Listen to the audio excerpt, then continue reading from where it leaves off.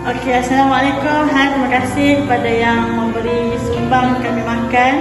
Semoga puan ataupun tuan murah rezeki, dipanjangkan umur, sihat selalu dan dipermudahkan segala urusan.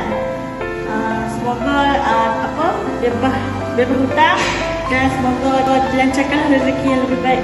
Terima kasih. Assalamualaikum.